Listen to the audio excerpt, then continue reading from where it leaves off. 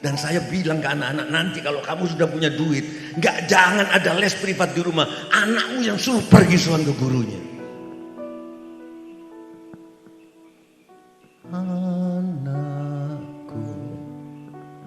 Anakku sing manis, cobi nangis, tak kudang, tak kekudang-kudang.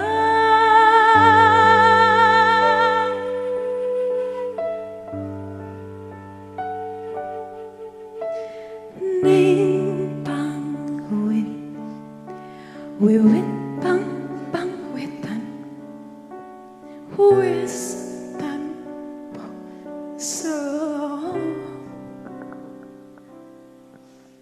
saloko, unine kepodang nganti dong wengi. Pertanyaan. Monggo. Mungkin saya tak dari yang versi sampah dulu, Pak. Karena saya itu menghayati kemaduraan saya. Orang Madura itu senang sampah.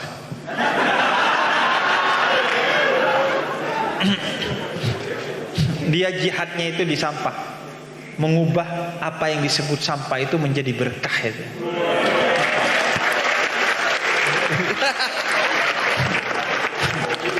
Sampean bisa bayangkan ya. Ini masih kata-kata.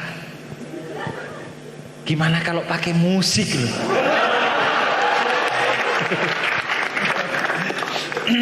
Pertama, saya pernah bikin satu video di Jeda Nulis itu.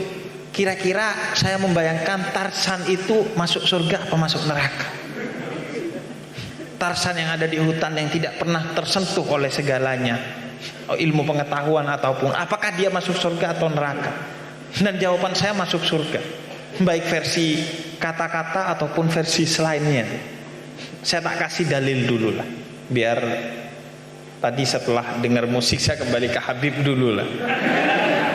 Jadi kata Imam Ghazali, ini dikutip juga oleh Habib Ali Jufri, orang yang tidak tersentuh oleh nilai-nilai kebenaran, informasi apapun, maka dia kalau mati dihukumi ahlul fitrah, orang yang berada di garis fitrah. Fitrah itu kesucian yang ada di dalam diri kita, yang kalau Anda bersetia dengan fitrah itu Anda tidak akan tersesat. Makanya kata Karen Armstrong, saya sampai ketika menulis sejarah Tuhan itu tidak pernah move on dari Tuhan yang saya pelajari ketika saya masih kecil. Tidak ada Tuhan yang lebih indah dari Tuhan ketika saya masih kecil. Tuhan itu Tuhan yang terindah. Makin saya belajar tentang Tuhan di filsafat, di mana-mana, di teologi, justru makin jauh saya dari Tuhan. Makin mumet saya dari urusan Tuhan. Tuhan terindah, Tuhan terdekat dengan saya adalah Tuhan yang saya pelajari ketika kecil. Gak pakai ribet, pakai penjelasan-penjelasan yang filosofis, teologis dan lain sebagainya. Karena Anda lahir itu Tuhan telah menciptakan kita dengan fitrah itu, fitrah kebertuhanan itu, fitratullahi allati fataran nas 'alaiha. Karena itu orang yang tidak tersentuh oleh pengetahuan, maka dia dihukumi ahlul fitrah, masuk surga. Walaupun gini, saya itu cenderung tidak suka ditanya dan menjawab tentang, oh kalau begini masuk surga apa enggak, kalau begitu masuk surga apa enggak. Itu kurang ajar sama Allah. Karena surga itu siapa yang ada di dalamnya itu semuanya hak prerogatif Allah. Makanya saya selalu bilang, saya gak berani itu bilang siapapun orang itu gak masuk surga. Enggak, itu hak prerogatif Allah. Yang kalau kita ambil itu, maka itu bentuk kemusyrikan, bentuk kurang ajar ke Gusti Allah. Gusti Allah tersinggung. Karena itu copyrightnya ada di Allah itu. Surga dan neraka, siapa di dalam siapa di luar, itu copyrightnya di Allah, jangan kita ambil. Karena itu jangan bahkan bertanya pun, oh ini masuk surga enggak ya, kepada diri kita sendiri ya. Nah itu sebaiknya dihindari. Karena ada bisa jadi sedikit kesombongan dalam pertanyaan itu. Dia masuk surga, seolah-olah Anda bisa ngejudge itu kayaknya masuk surga. Islam mengajarkan gitu. Iya, Islam mengajarkan gitu.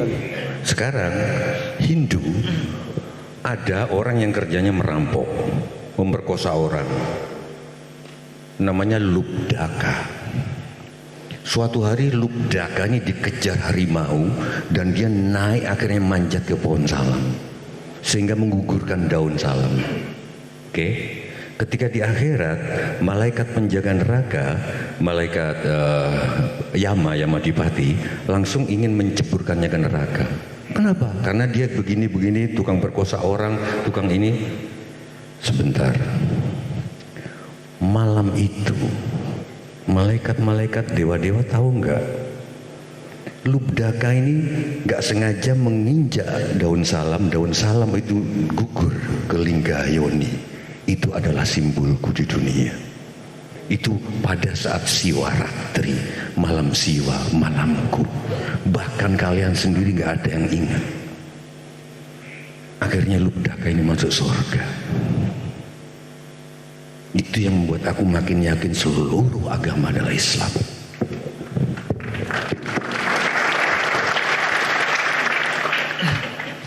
Di Al-Quran itu ada juga asbabun nuzul tentang satu ayat yang bercerita seorang dari Bani Israel. Ini dalam hadisul Bukhari, Nabi jelaskan seorang dari Bani Israel itu sudah membunuh 99 orang.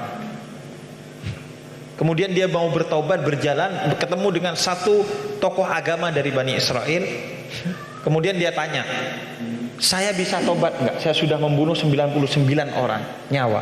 Kemudian kata tokoh agama ini, oh gak bisa, membunuh satu nyawa aja itu dosanya tidak diampuni oleh Allah. Wah, sisan 100 cerebek dibunuh itu tokoh agama dari Bani Israel. Kemudian dia ketemu dengan tokoh agama kedua. Saya sudah membunuh 99 orang plus satu tokoh agama. Saya bisa tobat enggak? Tadi saya ketemu tokoh agama katanya enggak bisa, saya genepin 100, dia deg-deg. Bisa kata dia. Tapi enggak, bukan karena takut tapi karena ilmu, dia bilang bisa. Dan akhirnya pergilah kamu ke satu kota untuk belajar di sana, dan itu akan menjadi jalan pertobatan kamu. Maka pergilah dia ke kota itu. Di perjalanan dia meninggal, belum sampai di kota itu. Kemudian malaikat mau memasukkan dia ke neraka, sedangkan malaikat dari surga mau masukkan dia ke surga. Terjadilah perdebatan sampai ke Gusti Allah. Kata Gusti Allah, ukur dia itu lebih dekat ke tempat awal atau tempat baru. Kalau lebih dekat ke tempat baru, tempat dia akan bertaubat, maka masukkan dia ke surga. Dan kemudian buminya Allah oleh Allah didekatkan tempat dia wafat dengan tempat yang akan menjadi tujuan dia, karena rahmatnya Allah memasukkan dia ke surga. Ada kisah lain di hadis Bukhari tentang Nabi bercerita seorang pelacur seumur hidup jadi pelacur. Di akhir hayatnya dia ngasih minum anjing yang kehausan. Kenapa anjing? Kenapa kehausan? Itu kan Anda harus perlu gali itu maknanya. Kenapa anjing? Kenapa bukan onta padahal di padang pasir? Kan itu untuk memang betul-betul menyebutkan kepada kita, sekecil apapun kebaikan yang kamu lakukan, itu Gusti Allah reken tuh, pasti direken. Nah, ahlul fitrah itu bukan hanya orang yang tidak mendapatkan informasi, tapi orang yang mendapatkan informasi yang salah, atau informasi yang tidak tepat. Dengar agama dari orang yang mulutnya tidak beragama, maka kalau dia tidak masuk ke nasihat itu, maka dia dihitung belum mendapatkan nasihat itu.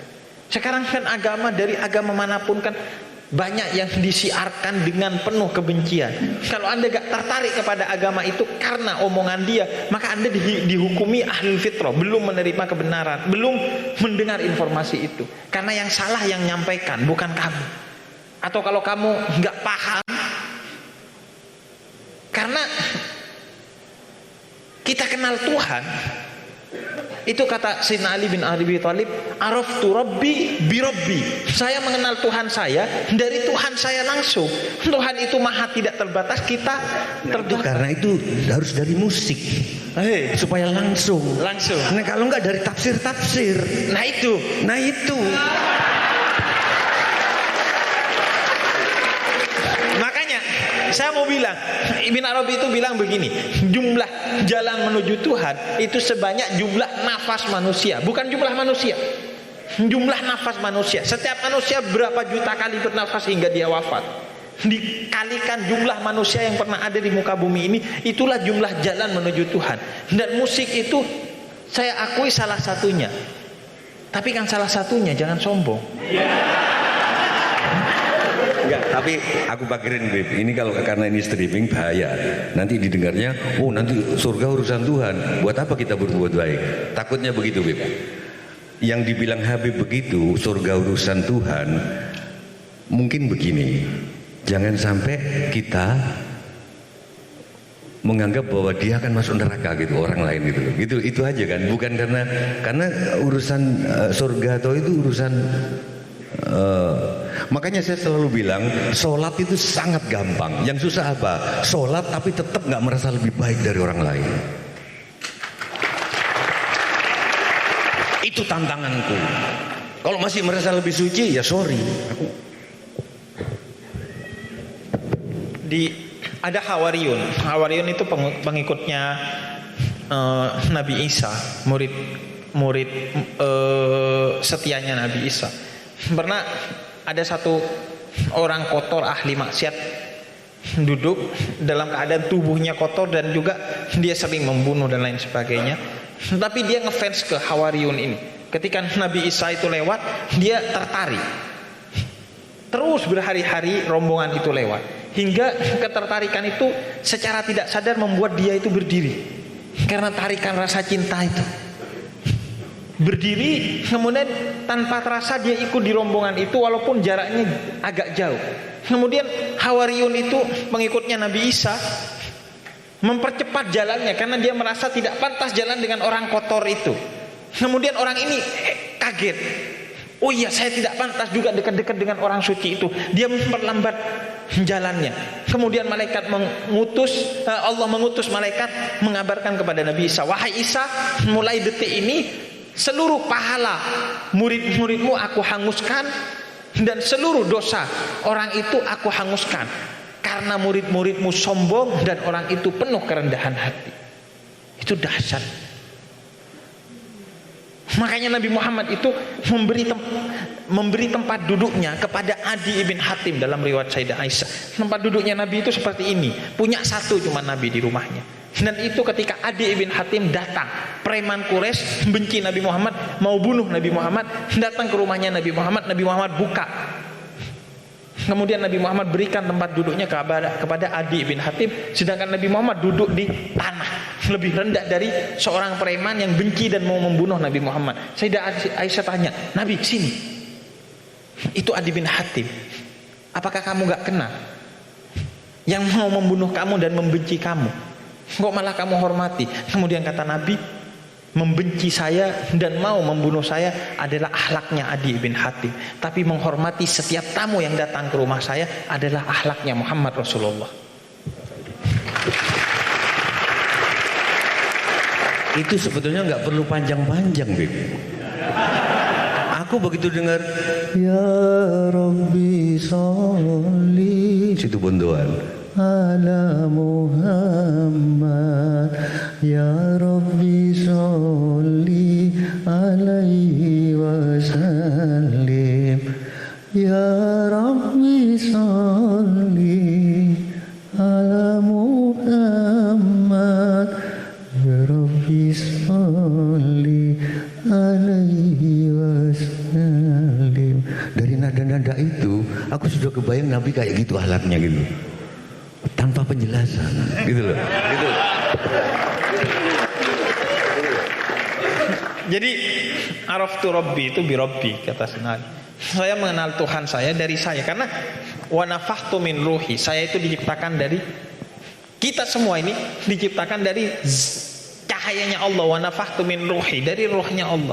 Sehingga Anda mengenal Allah bahkan tanpa mengenal agama-agama itu, karena sanurihim ayatina fil afaq wa fi anfusihim. Ayat-ayatku aku tebar, kata Allah, bukan hanya di Al-Qur'an, tapi fil afaq, di semesta, wa fi anfusihim, dan di dalam dirimu. Makanya kata para sufi, man arafa nafsa faqad arafa rabbah. Siapa yang kenal dirimu, maka siapa yang mengenal dirinya, maka dia akan mengenal Tuhannya. Nah, Sayyidina Ali bilang, saya mengenal Tuhan dari Tuhan itu sendiri.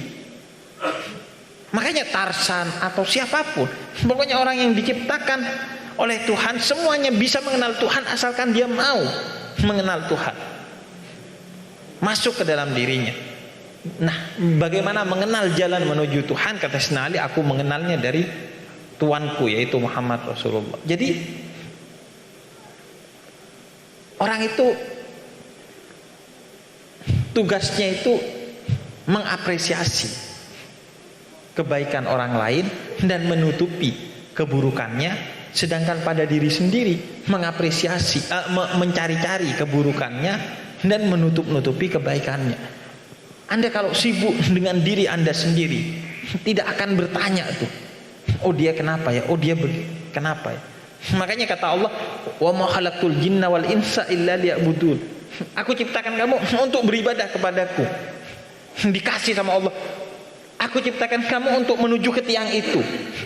Kalau kamu tahu bahwa saya diciptakan untuk pergi ke tiang itu, mau ada yang menjegal kamu, mau ada yang menari di sampingmu, mau ada apapun yang mau men-trigger kamu agar kamu menoleh aja, kamu gak akan menoleh, karena saya tahu bahwa tugas saya harus sampai secepat-cepatnya ke titik itu.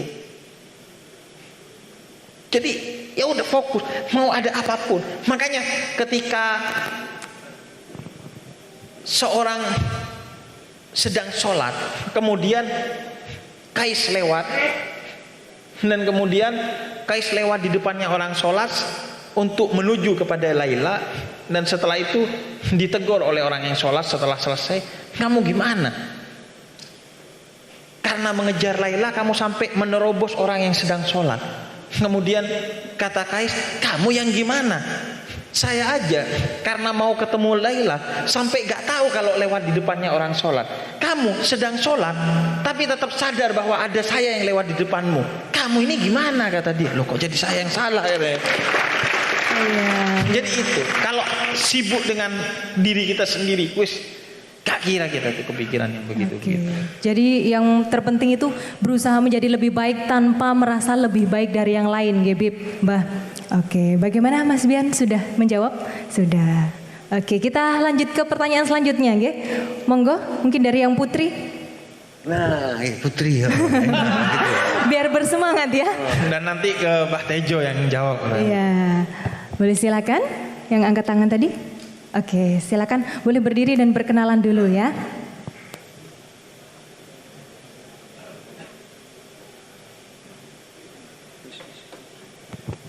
Assalamualaikum warahmatullahi wabarakatuh. Waalaikumsalam warahmatullahi wabarakatuh. Saya izin bertanya, saya Zela dari Sukomojokerto. Berbicara soal toleransi Habib, karena berkecimpung di dunia pendidikan, saya ingin bertanya bagaimana cara memanage perasaan anak emas. Apakah dalam Islam itu boleh ketika ingin memuji tapi kadang bingung. Kalau misalnya saya muji dan saya menampakkan perasaan bahwa saya lebih menyayangi murid yang ini karena dia usahanya lebih besar, apakah itu boleh? Tapi satu sisi akan memberikan dampak, wah guru ini hanya sayang satu murid. Nah, pertanyaan saya, apakah itu boleh dalam Islam? Atau tidak boleh karena akan menjadikan kesenjangan sosial? Menurut Habib bagaimana? Lalu yang kedua, soal budaya.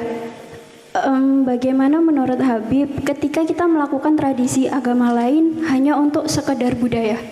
Hanya tidak meyakini, seperti salah satu budaya, mohon maaf jika salah, namanya ruat kalau nggak salah di budaya Bali. Nah itu beda tipis dengan uzlah ketika tirakat yang dilakukan saat tasawuf. Nah, itu bagaimana Habib? Jika kita juga melakukan budaya agama lain, tapi kita meyakini bahwa saya hanya ingin mencoba saja. Seperti itu saya pikir. Kalau tanya ke Mbak Tejo boleh? Boleh. Ini Mbak Tejo sudah menunggu-nunggu kok Habib Dari saja. tadi tak tunggu-tunggu.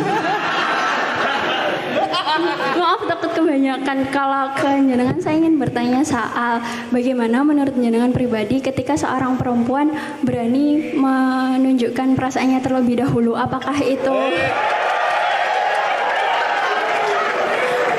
itu melawan budaya patriarki? Apakah itu sebuah hal feminis atau itu hal yang tabu? Menurut jenengan bagaimana? Terima kasih. Wassalamualaikum warahmatullahi wabarakatuh. Waalaikumsalam warahmatullahi wabarakatuh. Nah, oke, dari pertanyaan Mbak Zahwa. Ini saya curiga Mbak Zahwa ada rencana mau Oke, bagaimana pendapatnya? Ini yang mau dijawab dahulu apa? Yang Mbak Tejo. Mbak Tejo dulu. Ini selak ke susu, Mbak. Monggo Mbak Tejo. Kamu rasain dulu ini sambil mengenang Rianto, Al-Fatihah buat beliau, dan nanti aku akan menjawabnya. Jawabanku mungkin lebih singkat dari musikku. Saya akan bawakan Asmaul Natal. Ada di YouTube. Saya bikin Asmaul Husna, juga Asmaul Natal. Ini Asmaul Natal.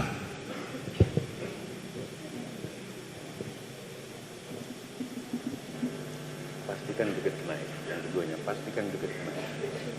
Oke? Apakah wanita boleh menembak lebih dahulu? Aku terima kasih, aku baru pertama kali dapat pertanyaan ini seumur-umur aku jadi penceramah. Serius. Karena cerpen pertamaku itu dimuat di majalah Gadis. Dulu aja majalah Gadis tahun 80-an. Itu satu cerpen dibayar 75.000. Itu udah bisa traktir banyak orang 75.000 waktu itu. Judulnya Retno Kusuma Wardani. Pertemuan seseorang di kereta. Seseorang itu aku di kereta, terus dia menyatakan cintanya yang perempuan itu. Bla bla bla bla bla bla bla bla bla bla bla. Endingnya adalah si laki-laki menyesalkan. Sebetulnya dia jatuh cinta juga ke perempuan ini. Tapi dia menyesalkan kenapa dia ngomong duluan. Asmaul Natal. Permintaanku ini masih tuase, wahai sayangku, atau runtut selalu bersanding kemana-mana, hand in hand. Ada daruntungnya ing sarino sawengine.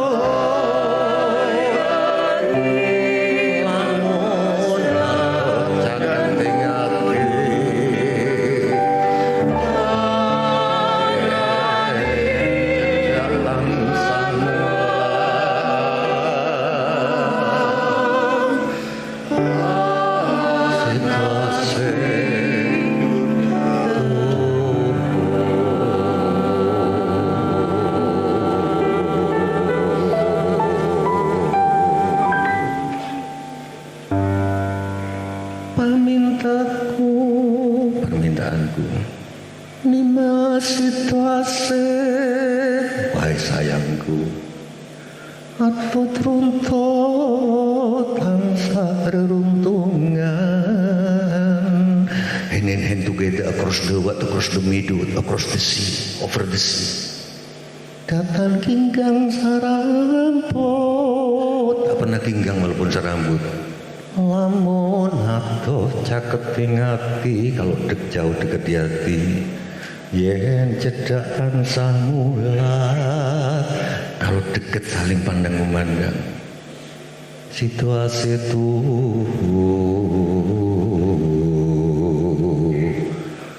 Katyo mimilan mintuno, seperti kepiting merah yang kemana-mana jalan berdua. Ayo bareng dimasang lakoni wajib, bukan hak, wajib. Situasi bebrayan. Jadi apakah boleh mengatakan, aku kalau baca cerpenku sekarang itu aku malu. Apa salahnya perempuan ngomong duluan? Yen cedak tansah, kalau dekat saling memandang, bukan cowoknya aja yang memandang, dia juga memandang. Tetapi yang penting orang Jawa bilang, Katyo mimilan mintuno, hayo bareng nimasa ngelakoni wajib. Ayo kita berdua melakukan kewajiban sosial. Situasi bebrayan. Cinta kita tidak ada kalau tidak menumbuhkan cinta-cinta yang lain. Kalau kamu dulu aktif di kampus, berguna untuk sama, begitu sudah pacaran, cuman berdua sama kekasihmu, itu bagi orang Jawa itu bukan cinta. Karena kamu sudah menghilangkan gunamu untuk sesama. Banyak ibu-ibu yang aktif di voli, di RT, begitu nikah nggak aktif lagi di RT. Itu orang Jawa. Saya gabung dengan Natal tadi. Itu saya termasuk ini, Beb. Orang yang kalau ada anak muda nggak suka tradisi, sedih karena tradisi nggak dikenal sama mereka, termasuk tembang tadi. Itu tembang lama. Saya berprinsip yang kasihan justru kalian karena nggak kenal tembang lama. Itu orang tua kita sudah punya definisi tentang cinta. Katyo mimilan mintunok mana-mana bareng. Ayo nimas bareng ngelakoni wajib, bukan hak. Situasi itu kasmaran. Bebrayan itu masyarakat. Sehingga kalau begitu kamu nikah terus kamu menutup diri eksklusif cuma sama suamimu, nggak menumbuhkan cinta, itu bukan cinta. Kebanyakan suami melarang ini itu ke istrinya, begitu juga istri masang GPS. Nggak usah jauh, pas pampresku mana ada yang dipasangi GPS itu, pas pampres ada onak Probolinggo itu GPS. Bahkan istrinya di dapur, dia ada di ruang tamu itu masang GPS loh. Bayangin coba, enggak ini guyon. Jadi tadi saya ajak ke Sumur Jolotundo untuk rauh supaya GPS-nya nggak berlaku gitu lagi. Nggak kira-kira gitu. Jadi itu jawabanku. Aku malu sendiri ketika baca cerpen lamaku itu. Aku ternyata tembang lama pun kita mengajari bahwa perempuan bisa sejajar, saling pandang, saling itu. Terima kasih, duduk kembali. Oke. Ya, Sayyidah Khadijah itu menyampaikan cintanya terlebih dahulu kepada Nabi Muhammad. Bahkan Sayyidah Khadijah itu melakukan beberapa strategi-strategi yang elegan untuk mendekati Nabi Muhammad. Karena Nabi Muhammad itu ketika menikahi Sayyidah Khadijah di umur yang sangat muda, 25. Sayyidah Khadijah itu sudah umur sekitar 40 tahun dalam riwayat. Dan Sayyidah Khadijah itu yang jatuh cinta. Nah, soal gimana cara apresiasi kita kepada pilih kasih itu kepada orang yang berbeda, gini, pada dasarnya metode pendidikan Nabi Muhammad itu adalah kesetaraan dan keakraban. Nabi itu kan nggak punya murid, nggak punya santri, nggak punya siswa. Nabi itu punya sahabat tuh. Karena setara dan akrab.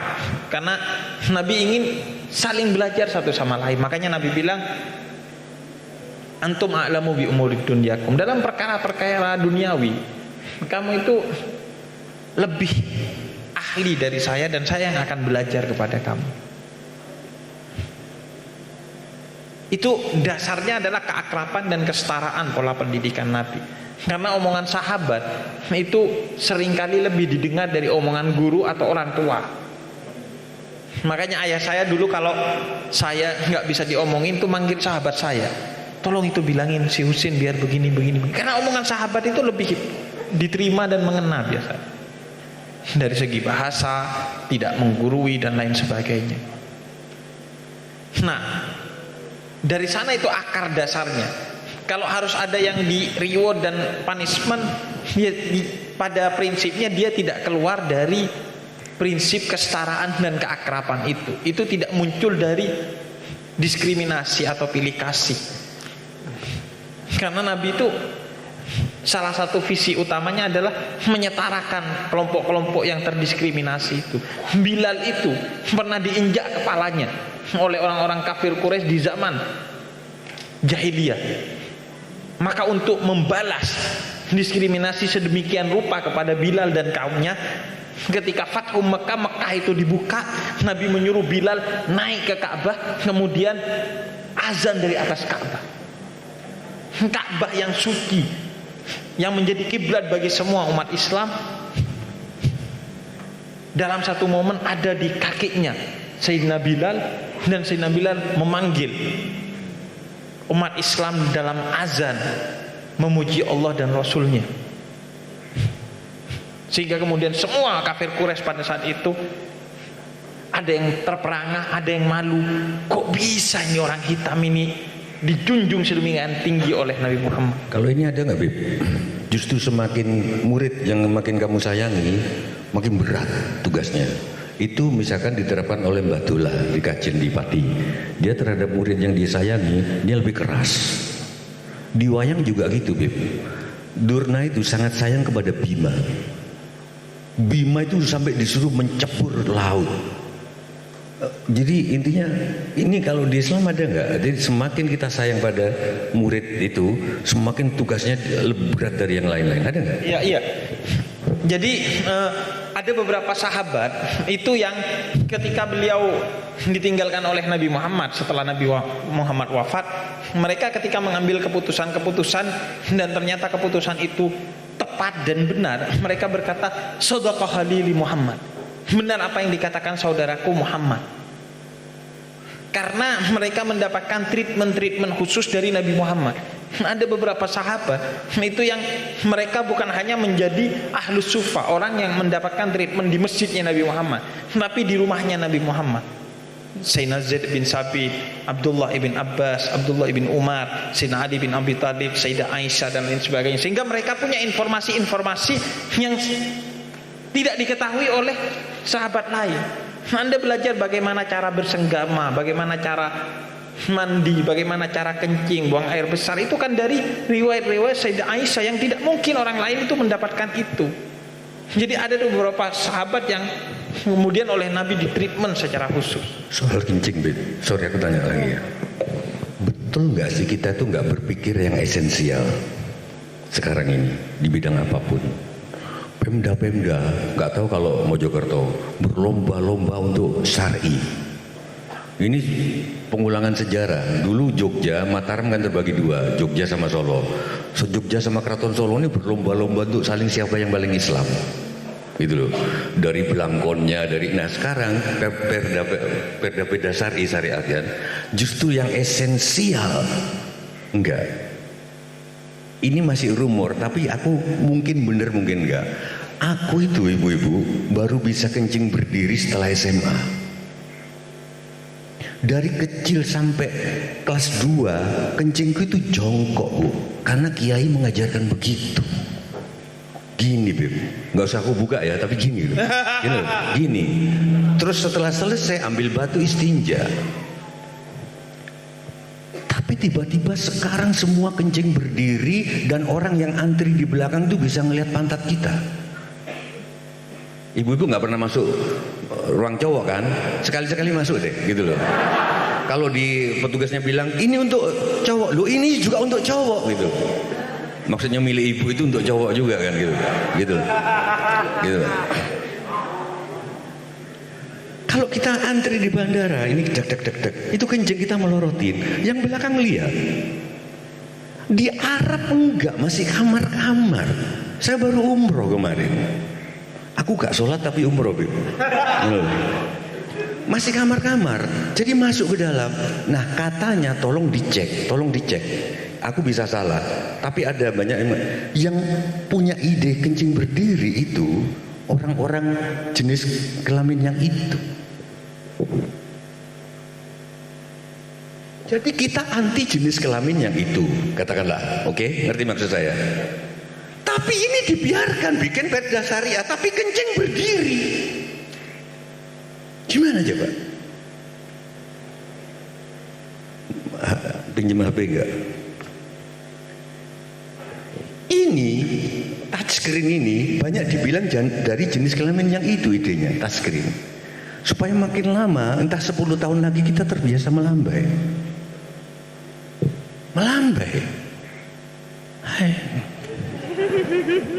Loh, enggak, kalau ini benar, ayo dong kita berpikir yang esensial. Berlomba-lomba bikin perda syariah, tapi kencing berdiri. Sampai yang kencing berdiri mulai kapan? Mulai di Jakarta. Saya itu SMA karena sudah nggak ada tempat kencing lagi yang jongkok. Aku kiaiku mengajarkan, katanya ini Islam, katanya harus jongkok. Dan katanya kalau jongkok itu otot-ototnya lebih kuat untuk mengeluarkan keseluruhan itu, otot perut, otot apa. Tapi sekarang aku nggak bisa, mana ada kencing jongkok sekarang. Aku dulu kalau kencing berdiri dikatain anjing sama teman-temanku. Kayak anjing lu. Tapi sekarang sudah jadi rutin, gak kerasa. Aku lebih dalam udah ngomongnya daripada Habib itu loh, gitu. Makasih. Itu gimana, Habib? Kalau soal, jadi kita mikirnya gak esensial, cuman harus begini, harus pakaian begini, oke lah. Tapi itu bukan esensi syar'i kalau menurutku. Iya, saya tuh bahkan lebih membingungkan juga.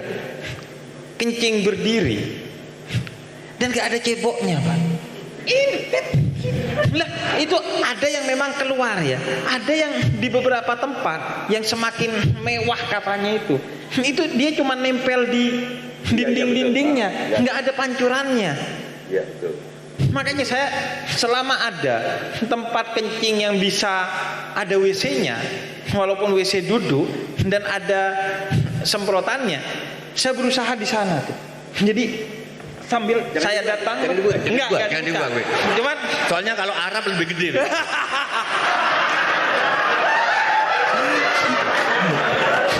Jadi saya datang itu melihat orang-orang yang kencing berdiri. Dulu, kalau orang biasa itu anak tikus. Kalau orang Arab anak kucing.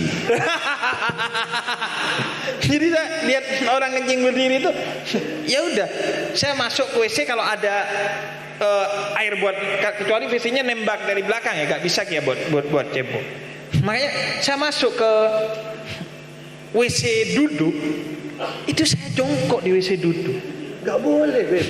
Makanya secara etika masyarakat sekarang gak boleh, tapi saya jongkok dengan semangat saya seorang muslim.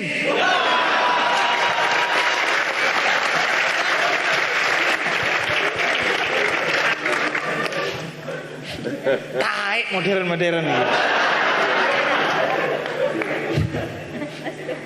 Saya itu sekarang berpikir untuk mbok ya ayo kita jangan mau itu disetir oleh zaman seenaknya. Saya bicara ini di berbagai tempat karena bagi saya ini perjuangan. Adik saya minggu lalu itu mau cari satu jenis motor Yamaha, beli cash, se-Jakarta Timur gak ada yang ngasih, dealer. Wajib kredit katanya. Karena kalau kredit itu dikasih lebih murah, tapi dealernya dibuat dengan skema tertentu lebih beruntung. Padahal kata Nabi, hindari utang. Selama kamu masih ada yang mau dimakan hari ini, walaupun yang besok mau dimakan nggak ada, maka jangan utang, kata Nabi. Karena utang itu kebingungan di siang hari dan kepikiran di malam hari. Kata Nabi itu, hutang itu kehinaan di siang hari dan kebingungan di malam Berarti hari. kartu tol itu gimana? Soalnya kan aku bayar tol sekarang misalkan 5.000, tapi dengan beli 100.000 belum tentu yang 95.000 aku pakai hari ini kan? Iya. Tapi udah ngutang kan? Udah ngasih ngutang. utang kan? Iya. Gimana itu, Islam nggak? Ya makanya itu yang kok bisa loh. Maksud saya sekarang itu orang kalau kredit, Bah, lebih dianggap kaya sehingga lebih diberi privilege. Anda di Jakarta kalau pakai kartu kredit ada diskon-diskon tertentu. Anda pergi ke Ion Mall Tanjung Barat tuh. Beb, di Blok M sekarang aku pernah sudah duduk nggak sama kamu sama Wafa. Nih Wafa ada Wafa. Udah duduk di Blok M, Beb. Udah pesen kopi, nggak bisa. Ternyata harus pakai kartu. Aku bawa cash dan banyak duit gitu. Duitnya presiden ya. Gitu. Kalau mau ngutang nggak bisa ngutang, apa namanya lo bukan? Yuk Mas kendangi Mas, lanjut lah yuk. Kalau tambah tuh, wa, ga, pa, dung, aminor Mas, aminor. Kalau mau ngutang nggak bisa. Kalau tambah lama tapi tambah goblok, apa namanya lo bukan?